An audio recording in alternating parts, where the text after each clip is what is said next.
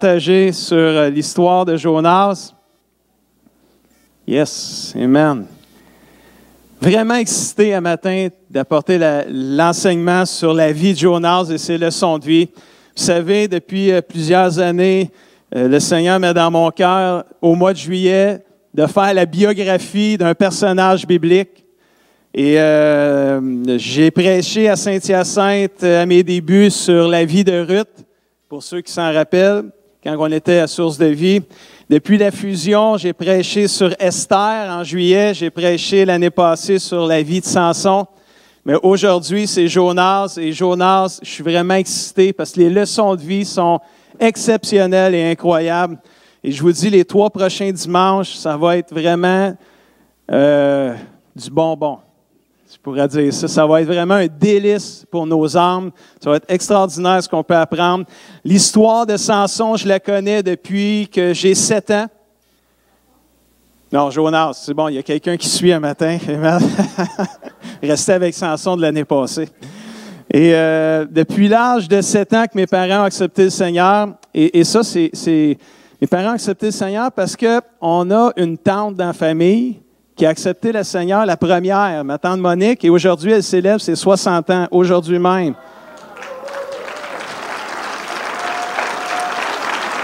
Bonne fête, ma tante. Mais le chiffre 60 n'est pas réservé seulement pour Monique. Il y a aussi, en fin de semaine, depuis hier, on a un jeune couple qui a célébré ses 62 ans de mariage. Madame Richard, Monsieur Richard, pouvez-vous vous lever un petit peu? Amen. On va vous gêner un petit peu. 62 ans de mariage. Bravo! Wow! Avant même que Monique soit née, ils se sont mariés. Praise the Lord. C'est incroyable. 62 ans, là, c'est vraiment exceptionnel. Alors, si vous avez la chance d'aller voir Mme Richard et son mari, souhaitez-leur un joyeux anniversaire. C'est vraiment extraordinaire. Quelle inspiration pour les jeunes couples comme moi, qui ont seulement 26 ans de mariage. J'ai juste inversé, hein? Les chiffres inversés. Gloire à Dieu. Merci Seigneur. Tout ça pour dire, je ne sais pas quoi. Oui, c'est ça. C'est qu'à l'âge de 7 ans, finalement, j'ai appris l'histoire de Jonas parce que Jonas, c'est l'histoire la plus racontée avec Noé, probablement, dans l'école du dimanche. C'est facile à raconter l'histoire de Jonas parce que Jonas s'est fait avaler par un gros poisson pendant 3 jours et 3 nuits, sans se faire manger. Puis le pire, c'est que 3 jours après, il s'est fait vomir par le poisson sur le bord de la rive. Alors, quelle histoire extraordinaire à raconter à des enfants. Je la connais, cette histoire-là, depuis que je suis haut de même. Mais ce matin, je veux juste vous dire que cette histoire-là spectaculaire, quand on y regarde de plus près, les leçons de vie qu'on retient pour le chrétien sont vraiment spectaculaires aussi. Le vrai héros dans l'histoire de Jonas, c'est pas le gros poisson. Parce que le gros poisson, il est mentionné 4 fois dans le livre de 4 chapitres. C'est pas la ville de Ninive, bien qu'elle est mentionnée plus de 9 fois dans le livre de Jonas. Ninive, que c'est des gens qui étaient très méchants, des gens qui étaient très atroces et très cruels et très violents. Les péchés et la méchanceté des gens de Ninive ont monté jusqu'à Dieu à un tel point que Dieu voulait les juger. Mais avant de les juger, il voulait leur donner la chance de se repentir. Ça, c'est la grâce extraordinaire de Dieu. C'est même pas Jonas, le héros dans le livre de Jonas, bien que son nom est mentionné 18 fois dans le livre et que le livre porte son nom, c'est même pas Jonas le héros. Le vrai héros dans le livre de Jonas, c'est Dieu. Son nom est mentionné 38 fois dans le livre de Jonas. Dieu est présent partout et même quand on ne voit pas son nom, il est là. Et c'est ça qu'on va regarder ensemble. Si je résume les 4 chapitres de Jonas, premier chapitre, Jonas a désobéi à Dieu. Deuxième chapitre, Jonas a prié Dieu. Troisième chapitre, Jonas a prêché sur Dieu, a parlé de Dieu. Et quatrième chapitre, Jonas a appris sur Dieu. Et on va regarder que tout au long de notre enseignement, vous allez voir la grâce extravagante de Dieu se manifester constamment, sa grâce extraordinaire. Première leçon de vie, êtes-vous prête? De toute façon, même si vous n'êtes pas prête, moi j'y vais. Un appel peut tout changer. Un appel peut tout changer. Moi, je m'en souviens quand j'avais 15 ans. Dieu m'a appelé pour le ministère et c'est là que j'ai donné ma vie à Dieu le 22 mai 1983. Moment marquant, un appel. Dieu qui dépose un appel et qui dit, Guy, je veux me servir de toi, je t'appelle pour le ministère. Dis-tu oui à ça? J'ai dit oui cette journée-là. Cet appel-là a tout changé. Amen. Praise the Lord. Dieu a déposé, suite à ces années-là, quelques années plus tard, un rêve qu'un jour, moi et Lynn, on serait pasteur à Saint-Hyacinthe. Et j'avais à peu près une vingtaine d'années dans ce temps-là. J'en ai 47 aujourd'hui. Ça a pris plus de 20 ans avant que ce rêve-là se réalise. Mais un jour, le 15 octobre 2009, Dan, tu t'en rappelles-tu? Tu t'en rappelles-tu? Il gardait dans sa Bible, il n'écoutait pas. 15 octobre 2009, tu t'en rappelles-tu de mon appel qui a tout changé? Il que la cassette, c'est loin 2009. Hein?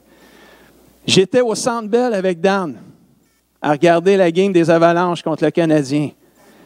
Que les Avalanches ont gagné 3-2 cette journée-là, pour ceux qui, juste pour qui veulent le savoir. Là. Mais le 15 octobre, entre la deuxième et la troisième période, j'ai reçu un appel sur mon cellulaire. C'était le surintendant du district des Assemblées de Pentecôte du Canada. Un appel peut tout changer. Il dit, Guy, l'Église Source de Vie, on n'était pas fusionnés dans ce temps-là. Ils veulent te rencontrer pour que tu sois leur prochain pasteur. Un appel peut tout changer. Au mois de novembre, un mois après, j'ai été élu le pasteur de l'Église Source de Vie. Puis là, je suis rendu ici aujourd'hui. Un appel peut tout changer. Et c'est ce que Jonas a vécu. Dans le livre de Jonas, chapitre 1, versets 1 et 2, la Bible nous dit ceci. L'Éternel adressa la parole à Jonas en ces termes. « Mets-toi en route.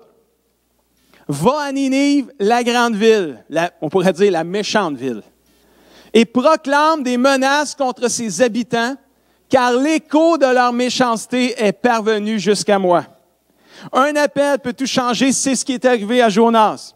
Dieu l'a appelé pour qu'il se lève, qu'il se mette en route et qu'il aille à Ninive pour prêcher contre eux et leur annoncer que le jugement de Dieu s'en vient pour eux à cause de leur péché, à moins qu'ils ne se repentent. Écoute. C'était pas un message sur l'amour de Dieu là, que Dieu demandait à Jonas d'aller prêcher. Là. C'était pas nécessairement une bonne nouvelle. Là. Il s'en allait prêcher contre une ville que les Juifs, et d'où les habitants de cette ville-là, les Juifs les haïssaient, puis eux aussi, les Ninivites, ils les haïssaient. Je ne sais pas si c'est de même qu'on les appelle, là, mais en tout cas, moi, je vais les appeler de même aujourd'hui. Les gens de Ninive haïssaient les Juifs haïssaient les gens de Ninive. La méchanceté des gens de Ninive était tellement élevée en cruauté et en atrocité qu'elle était une ville très dangereuse, et Dieu demande à Jonas, son prophète, le Juif, d'aller dans la ville dangereuse pour leur prêcher le jugement de Dieu.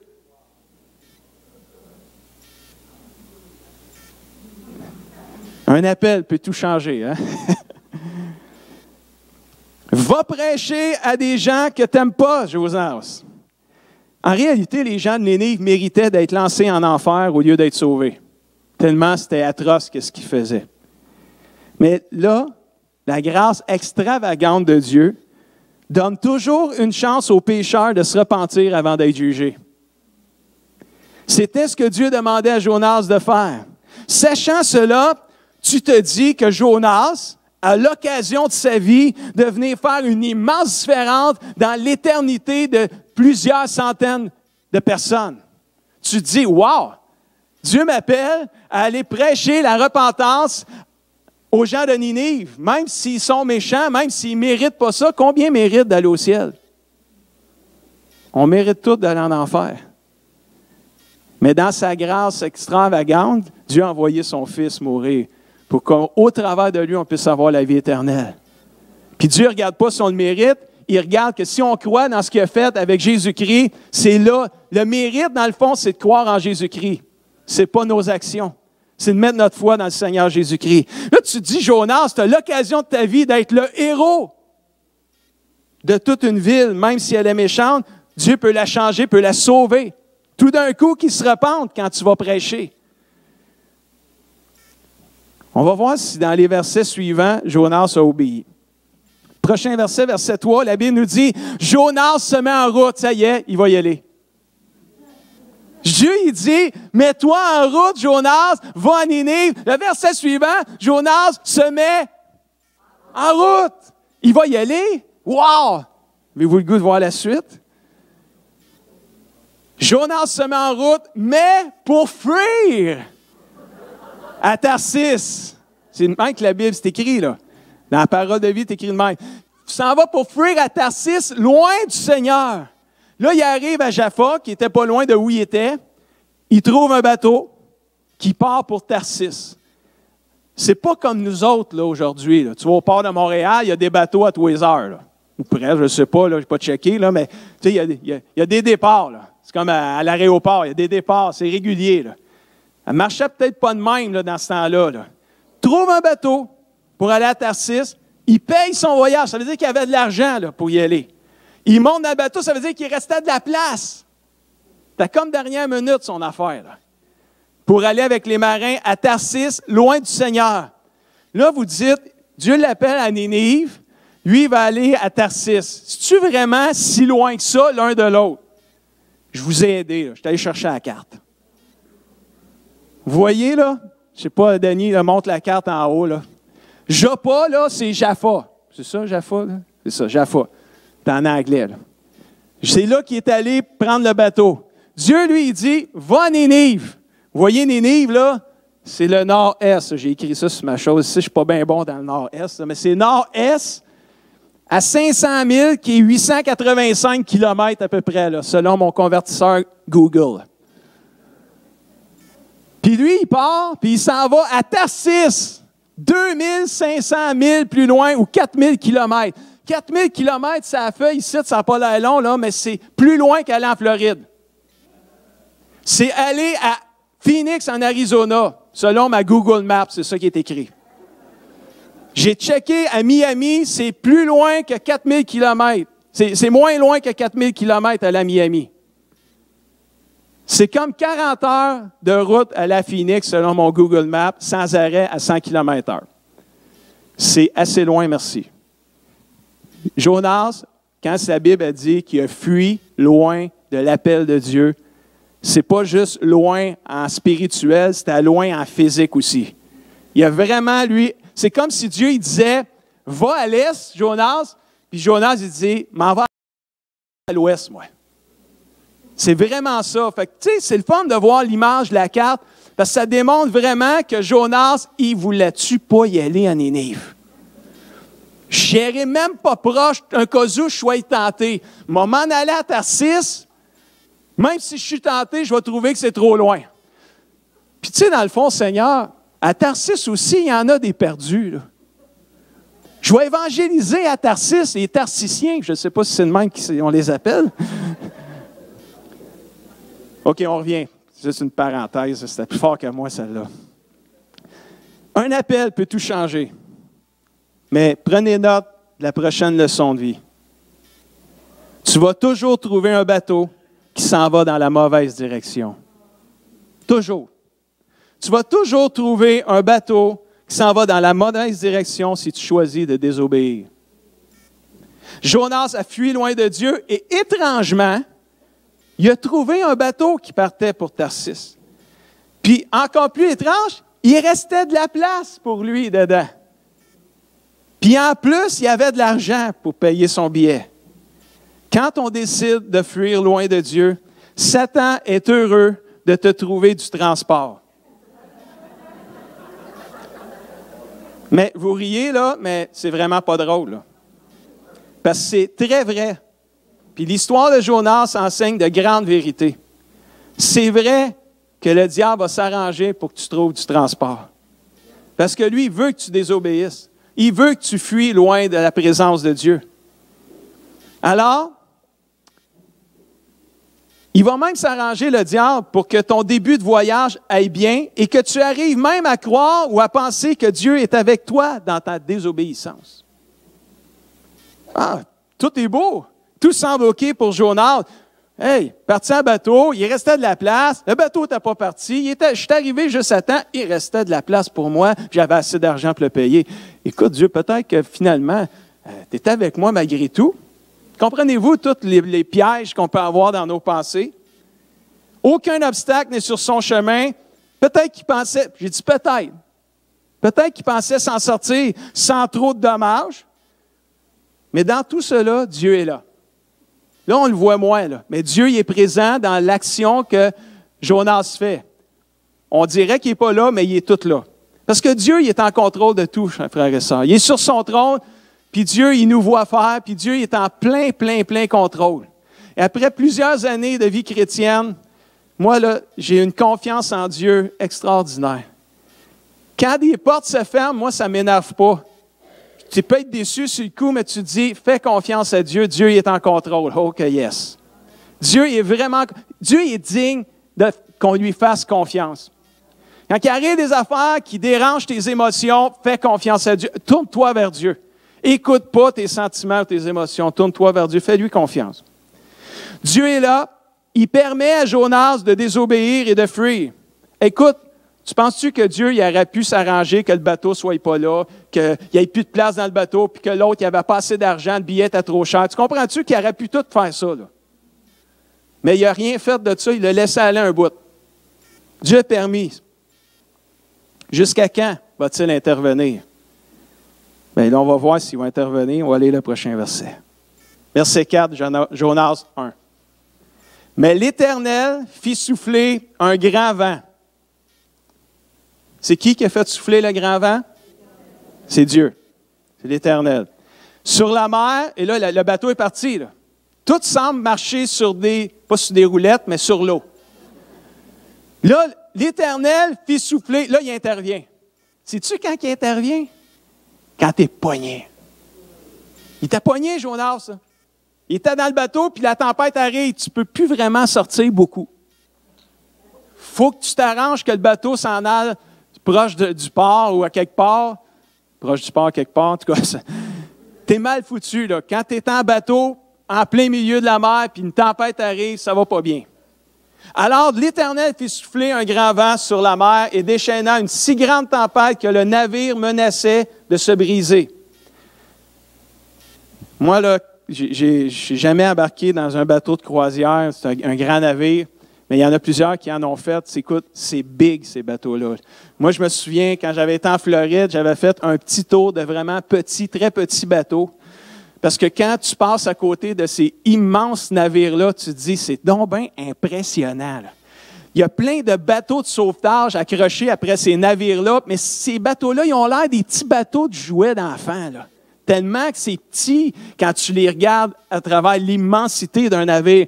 Alors, quand tu dis qu'une si grande tempête arrive et que le navire menace de se briser, combien savent que c'est une vraie tempête, là? Mais pire que ça, quand les marins sont saisis de crainte dans une tempête, puis que chacun se met à implorer son Dieu, parce que là, eux autres ne connaissaient pas le Dieu de gloire, alors là, tu te dis ça va vraiment mal. Moi, je n'ai jamais pris de croisière, mais j'ai pris l'avion à quelques reprises. Moi, l'avion, c'est comme les marins, sont comme les hôtesses de l'air. Quand ça brasse, qu'on pogne des nids de poules au ciel, moi, j'appelle ça des nids de poules, eux autres, là. Puis que ça brasse un peu, ils appellent ça de la turbulence dans leur vocabulaire, eux autres. Puis que pas les waitresses, mais les hôtesses de l'air continuent à se promener puis à desservir le monde, tu te dis, ça va pas pire. J'ai pas de problème. Moi, c'est eux autres mon baromètre. Mais quand ça se met à brasser, puis que là, eux autres, ils s'assoient puis ils s'attachent. Tu te dis, ça brasse vraiment. Là, Seigneur, tu parles au Seigneur en même temps. Là. Tu comprends-tu? Et là, eux autres, les marins sont là, sont saisis de crainte, et là, il y a une réunion de prière interconfessionnelle qui vient d'arriver. Chacun prie son Dieu. À sa manière, mais ils prient, puis ça prie parce qu'ils ont peur. Quand tu as peur, qu'est-ce que tu fais? Tu pries. Tu pries le Dieu que tu connais. Eux autres connaissaient seulement leur Dieu, leur petit Dieu, et leur petit Dieu n'a pas fait grand-chose. Troisième leçon de vie. Un appel peut tout changer. Tu vas toujours trouver un bateau qui s'en va dans la mauvaise direction. Troisième leçon de vie, Dieu peut envoyer une tempête pour attirer ton attention. Et dans le cas de Jonas, la tempête semblait très violente, que les marins expérimentés furent saisis de crainte et ont commencé à prier leur Dieu. Si un appel peut changer une vie, imaginez ce qu'une tempête peut faire. Dieu sait comment attirer notre attention quand nous nous détournons de lui. Que peut représenter une tempête pour nous aujourd'hui? Où ce que Dieu veut saisir notre attention, veut communiquer, veut attirer notre attention. Ça ne veut pas dire que c'est tout le temps le cas, mais ça peut être une perte d'emploi qui peut arriver. Et là, tu es saisi, c'est quelque chose que tu ne prévoyais pas, c'est un appel que tu as reçu de ton boss, puis tu dis, c'est terminé, tu termines vendredi, c'est fini. C'est une tempête pour toi, ça. Ça ne veut pas dire que Dieu veut attirer nécessairement ton attention parce que tu as fait quelque chose de mal, mais peut-être qu'au travers de ça, Dieu veut attirer ton attention. Ça peut être au travers de la perte d'un être cher. Ça peut être au travers de circonstances défavorables. La maladie, ça peut être au travers d'un divorce. Quand tu fuis loin de Dieu, Dieu permet parfois que ces choses arrivent pour attirer notre attention vers lui. Et si on lit le verset 5, la fin du verset 5, « Les marins furent saisis de crainte, de peur. Chacun se mirent à implorer, à prier leur Dieu. » Quant à Jonas, imaginez-vous ça, il était descendu dans la cale du bateau, dans le fond du bateau. Il s'était couché et dormait profondément. Écoute, là. J'essaye de lire ça, puis je me dis, comment tu peux faire pour dormir profondément dans le fond d'un bateau qui brasse tellement que c'est sur le bord de briser, que les marins expérimentés, ils en ont peur pour mourir, puis ils invoquent leur Dieu, puis ils implorent leur Dieu. Comment tu peux faire pour dormir dans le fond d'un bateau? Laissez-moi vous dire une autre leçon de vie, que d'autres personnes vont souffrir à cause de ton péché. Sérieux, hein? Ça brassait dans le navire, là. Pas rien que Jonas, mais Jonas dormait, il n'était même pas atteint tout de suite par ça, là. Mais tous les autres subissaient la tempête qui était causée à cause de qui? Jonas. D'autres personnes peuvent souffrir à cause de ton péché, ta désobéissance. T'impacte pas juste, ça ne fait pas juste affecter toi, ta désobéissance peut affecter les autres autour de toi. Chacun dans le navire est en danger à cause de la désobéissance de Jonas. Ils ne le savent pas, mais c'est ce qui arrive. Eux autres, ils ne savent pas, mais c'est ce qui arrive. Ils vont le savoir par après. La rébellion de Jonas a attiré un grand nombre de personnes dans la peur et la souffrance. Plusieurs ont perdu leurs biens à cause de Jonas, parce qu'ils ont tous jeté leur cargaison pour alléger le navire, pour qu'ils puissent arriver à le contrôler un peu. Ils ont perdu de leurs biens, tout ça à cause de la désobéissance de Jonas.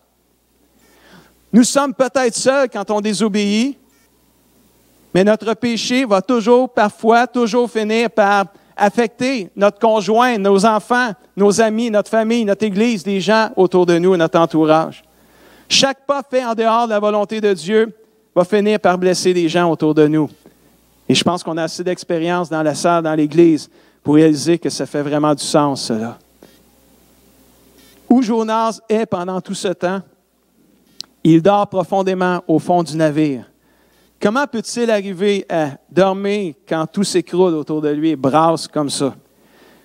C'est comme si le diable qui nous endort à un tel point que même la tempête ne nous touche plus autour de nous.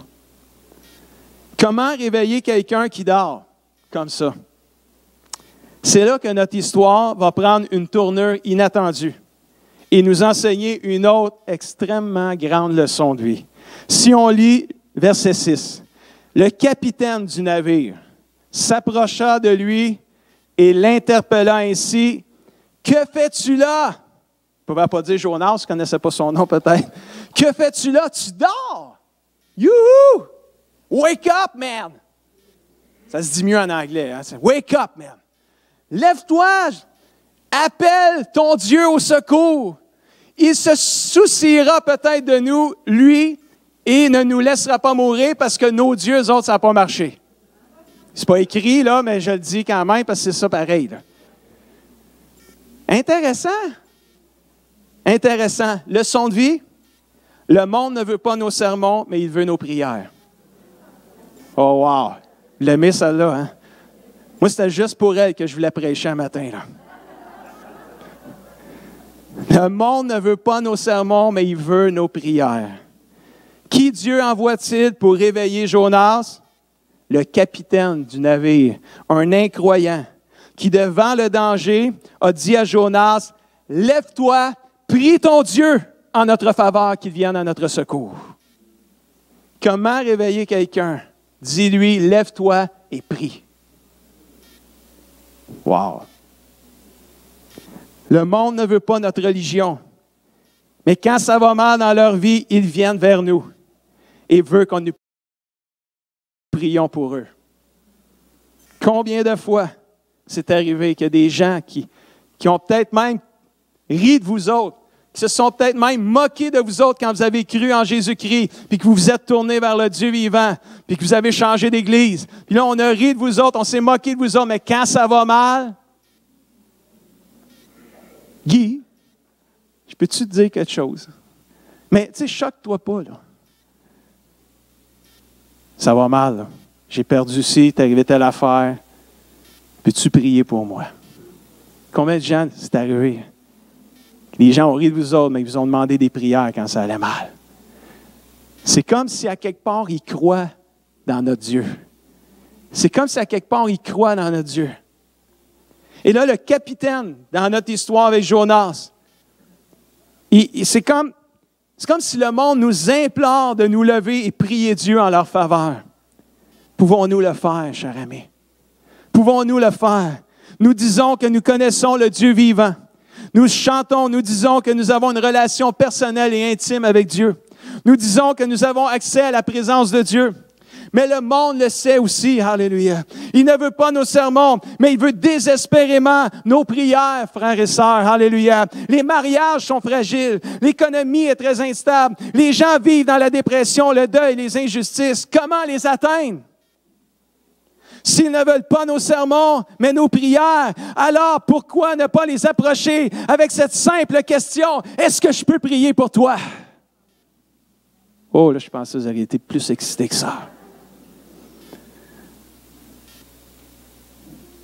Tu ne connais pas tout l'enseignement biblique. Tu ne connais peut-être pas tout ce qu'on appelle dans notre jargon, nous autres, les doctrines de la Bible. C'est un gros mot pour dire l'enseignement de la Bible, doctrine. Tu les connais peut-être pas toutes. Si quelqu'un arrive et te parle d'un tel sujet, puis là, tu vas dire, je suis bouché, je ne sais pas quoi répondre, je n'ai pas les réponses, je ne connais pas où sont les versets. Mais quand les gens partagent leurs besoins, quand les gens te partagent qu'est-ce qu'ils vivent, tu peux leur demander, est-ce que je peux prier pour toi? Puis tu resterais surpris qu'ils ne diront pas non. Demande-leur, est-ce que je peux te faire un sermon ce matin? C'est sûr qu'ils vont te dire non. J'en veux pas de tes sermons.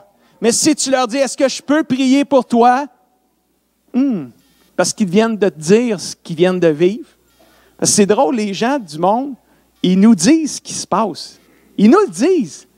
Tu vas rencontrer quelqu'un nowhere que tu connais même pas, puis tu vas lui dire bonjour, comment ça va, puis tu sais, tout d'un coup, moi ça va assez mal. Tout ça, tu dis comment ça va, les autres, quand ça va mal, ils te disent. C'est l'occasion rêvée pour le chrétien de dire, est-ce que je peux prier pour toi? Puis là, quand tu vas commencer, ils vont dire oui. Puis là, ce qui vont être le plus surpris, c'est que là, tu vas prier sur le spot pour eux autres. Les autres ne s'attendent pas à ça. Ils pensent que tu vas prier chez vous pour eux autres. Là. Sur le spot pour eux autres. 5 prières, pas obligé de faire des longues prières de 10 minutes. Là. 5 prières. Et quand on va commencer à prier pour les gens, puis qu'ils vont voir la touche de Dieu dans leur cœur, ils vont peut-être commencer à écouter peut-être nos sermons. Puis ils vont peut-être être changés en entendant la parole de Dieu. Et leur foi va être nourrie. La foi vient de ce qu'on entend vient de la parole de Dieu. Mais peut-être qu'au début, ils ne veulent pas la parole de Dieu, mais ils veulent nos prières. Prions pour les gens du monde, frères et sœurs. Osons dire, est-ce que je peux prier pour toi? Dites-vous amen à ça ce matin. Oh, praise the Lord. Le monde peut vivre sans nos sermons, mais ne peut pas vivre sans nos prières.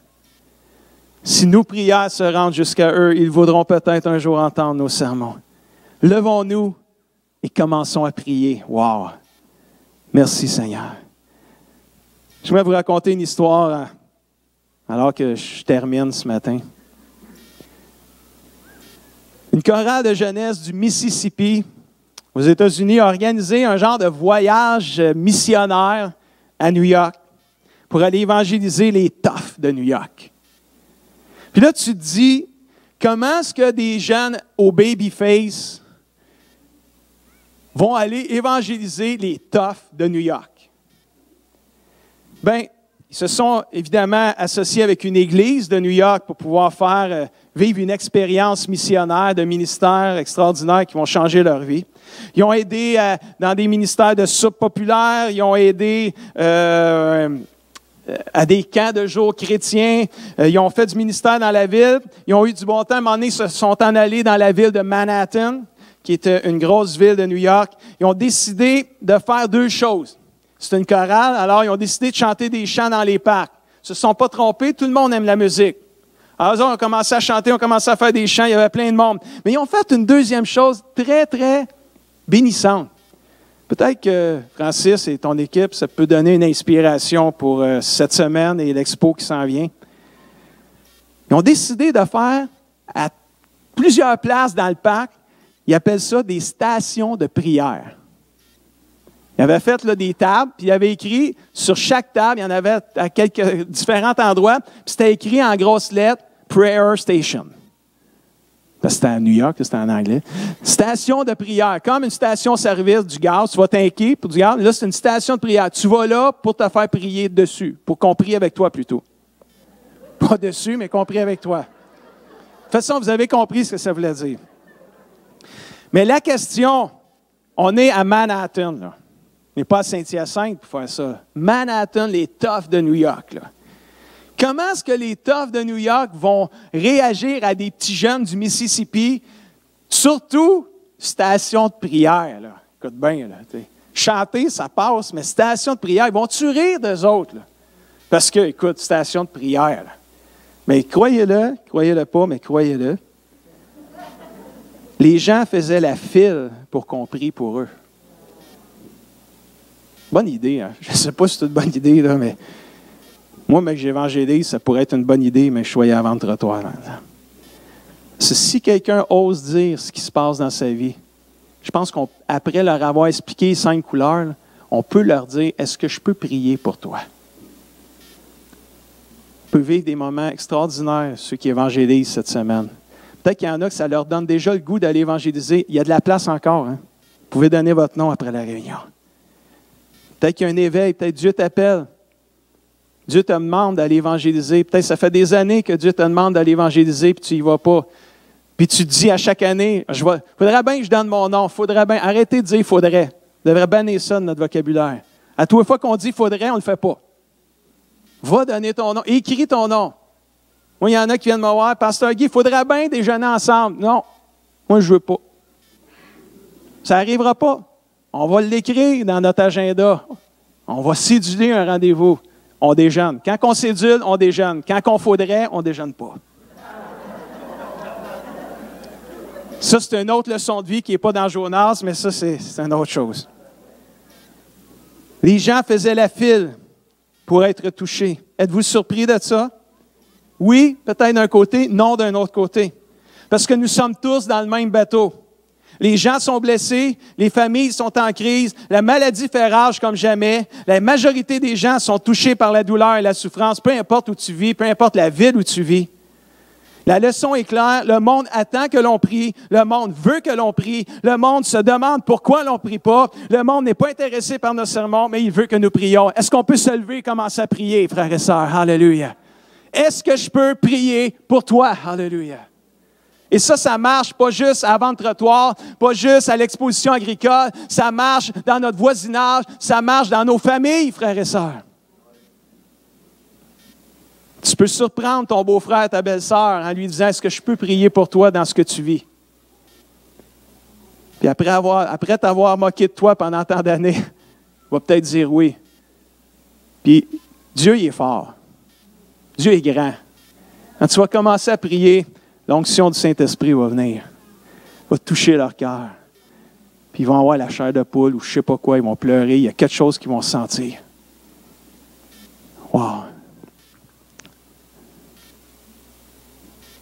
Est-ce qu'on peut se lever ensemble? Est-ce que je peux inviter l'équipe de louange? On va terminer avec un chant.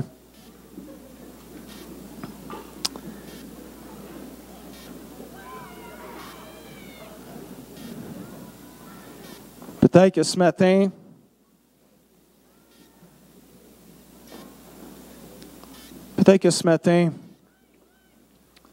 il y a des gens autour de vous qui vivent une tempête.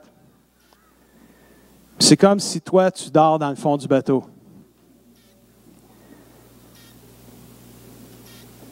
Peut-être que ce matin, c'est comme si tu entends la voix du capitaine dans le bateau avec Jonas qui disait « Lève-toi et prie ton Dieu afin qu'il vienne à notre secours. » Il y a peut-être des gens autour de toi qui ont besoin que tu te lèves, que tu commences à prier pour que Dieu vienne à leur secours. Comment se réveiller? Lève-toi. C'est aussi simple que ça. Puis commence à prier. Un appel peut tout changer. Es-tu prêt d'obéir à ce que Dieu te demande ce matin? Tu vas toujours trouver un bateau qui s'en va dans la mauvaise direction. Es-tu en train de fuir loin de la présence de Dieu ce matin? Peut-être que tu écoutes ce message-là par la vidéo. Es-tu en train de fuir loin de la présence de Dieu ce matin? Ça fait des années que Dieu t'appelle, que tu résistes.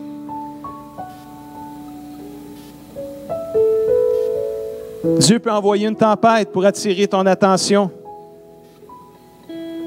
Et en même temps, d'autres personnes vont souffrir peut-être à cause de ta désobéissance et ton péché. Es-tu prêt de demander pardon à Dieu et de revenir à lui à 100%, de tout ton cœur, de toute ta force, comme on l'a entendu dans une prière ce matin? La dernière leçon de vie apprise ce matin, le monde ne veut pas nos sermons, mais il veut nos prières. Es-tu prêt de te lever ce matin comme Église, comme enfant de Dieu, comme peuple de Dieu, comme fils et fille du roi des rois? Es-tu prêt de te lever et commencer à prier avec les gens autour de toi? Et les défis de la semaine sont ceux-ci. Déterminons d'obéir à ce que le Seigneur nous demande. Déterminons de nous repentir si nous avons désobéi. Déterminons de commencer à prier pour et avec les gens en leur disant « Est-ce que je peux prier pour toi? » Et si vous vivez des moments comme ça cette semaine, où ce que vous avez pu dire à quelqu'un « Est-ce que je peux prier pour toi? » puis vous l'avez fait, je vous encourage de m'écrire puis de me le dire. Qu'on puisse partager des moments divins qu'on vit.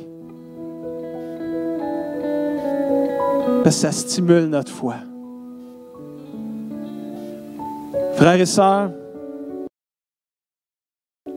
je vais vous encourager de prier pour les jeunes adultes de notre Église. Je me sens dirigé à pousser à prier pour eux autres et à vous le dire ce matin. Les jeunes adultes, pour ceux qui ne savent pas c'est quoi l'âge de ça, c'est à peu près entre 20 et 30 ans. Et Dieu est en train de toucher cette jeune génération-là dans notre Église comme ça fait longtemps que je n'ai pas vu des jeunes être touchés de Dieu comme ça. Depuis 4 semaines, ils ont décidé de se rencontrer les mardis soirs dans des maisons. Ma maison a été le 4e arrêt mardi soir passé. Si je m'enlève de l'équation, il y avait 16 jeunes adultes qui étaient dans ma maison mardi soir passé, assoiffés de Dieu, affamés de Dieu. Et chacun commence à raconter des témoignages, popcorn, de ce que Dieu a fait. Mais il y en a un qui est venu me chercher plus que tous les autres. C'est celui de Dan. J'aimerais ça que tu viennes, Dan. Dans le 30 secondes, 1 minute que tu l'as dit mardi passé, dire la même chose. Qu'est-ce que Dieu a fait pour toi dernièrement? Parce que c'était vraiment touchant.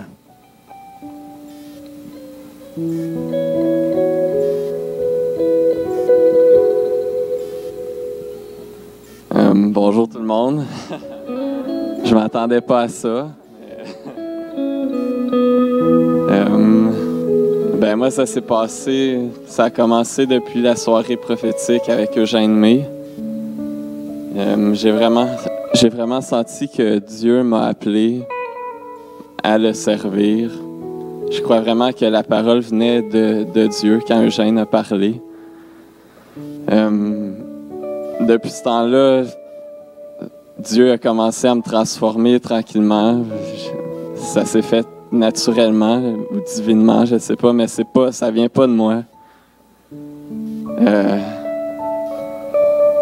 Tous les plaisirs quotidiens que j'aimais faire, les passe-temps qui prenaient tout mon temps puis qui m'empêchaient de prendre du temps avec Dieu, ça m'intéresse même plus de faire ça. Je suis même plus attiré à faire ça, que ce soit écouter des films ou passer du temps dans ma chambre avec des choses que j'aime faire, le sport, toutes sortes d'affaires. Maintenant, je veux lire, je veux passer du temps avec mes frères et sœurs, parler de Dieu. C'est super bénissant, qu'est-ce qui se passe. Moi, je peux juste rendre gloire à Dieu. Puis ce que j'ai réalisé dans les peut-être 2 dernières semaines, c'est que pour la première fois, j'ai compris c'est quoi être en amour avec Dieu. Puis mon seul regret, c'est que ça fasse 25 ans que j'étais à l'église puis que c'est juste là que je l'ai connu vraiment. Mais je retournerai jamais en arrière, puis je souhaite à tout le monde de vivre ça. Je crois que Dieu a plein de grandes choses pour l'Église dans les prochains mois, prochaines années, puis c'est juste excitant de voir qu'est-ce qui se passe. Je suis juste béni, puis je remercie le Seigneur pour toutes choses. Puis aussi, je m'en vais à l'école biblique en septembre. Je l'ai eu à cœur, puis j'ai vraiment hâte, là.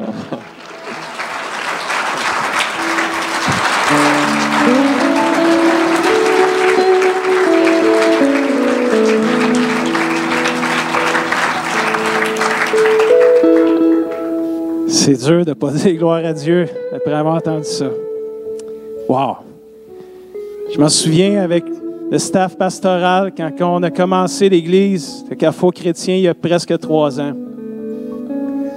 On se disait, on a un maillon faible dans notre Église.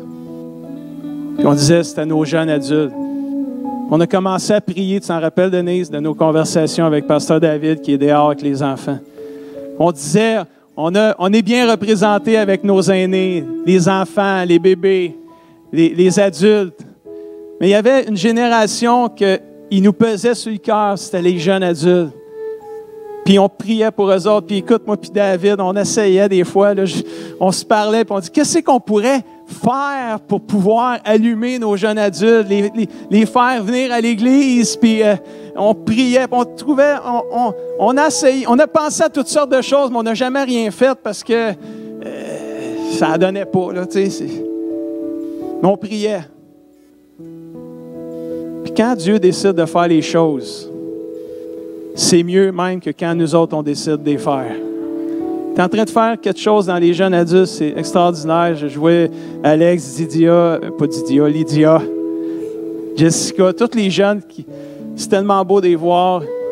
Prier pour les jeunes adultes. Il y a quelque chose qui se passe dans leur cœur d'extraordinaire, là. Dan, c'est pas le seul qui vit ça, là. Ils vivent tout ça, là. Ils sont joyeux, ils s'en vont tous témoigner là, à l'expo, Vente-Trottoir. Ils s'en vont tous évangéliser. Là. C'est des choses qu'on ne pensait pas qu'on verrait, puis wow, c'est extraordinaire. Commence à se réveiller. Lève-toi. Commence à prier.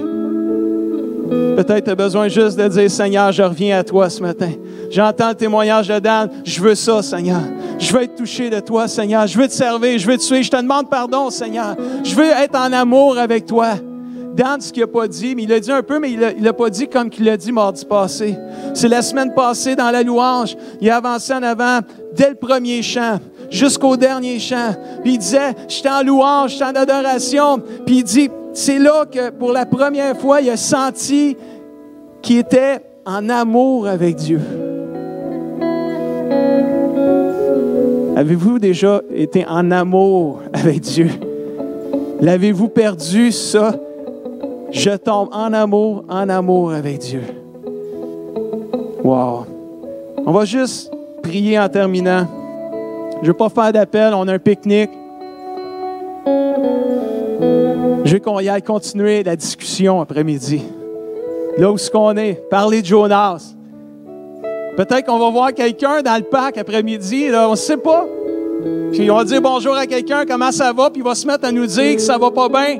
Est-ce que je peux prier avec toi? Il y en a un paquet de chrétiens aussi qui vont pouvoir prier avec eux autres en plus. Faisons-leur pas peur en leur disant qu'il y a plein de chrétiens qui vont prier pour eux autres. Mais si quelqu'un dit oui, par la foi dans le nom de Jésus, prie. Vous allez voir Dieu agir. Je suis convaincu de ça. Prions le Seigneur. Merci Seigneur. Merci pour la parole de Dieu, Seigneur. Ce n'est que le début dans l'histoire de Jonas, Seigneur. Et déjà, Seigneur, il y a plein de choses, Seigneur Jésus, plein de leçons de vie, Seigneur, qu'on apprend, Seigneur. Père éternel, je prie que, Seigneur, tu puisses faire revivre, Seigneur, ceux, Seigneur, qui se sont éloignés de toi, Seigneur. Ceux qui ont commencé à fuir loin de toi. Fuir, Seigneur Jésus, ta présence. Ramène-les dans le nom de Jésus, Père. Parle à leur cœur maintenant, là où ils sont, Seigneur. Soit dans cette église ou soit en train d'écouter ce message dans leur maison ou dans leur ordinateur. Seigneur, parle au cœur ce matin. Fais revivre tes enfants, Seigneur Jésus. Et Père, je prie pour des rendez-vous divins dans les jours et les semaines à venir. Que tu mettes des gens sur notre chemin.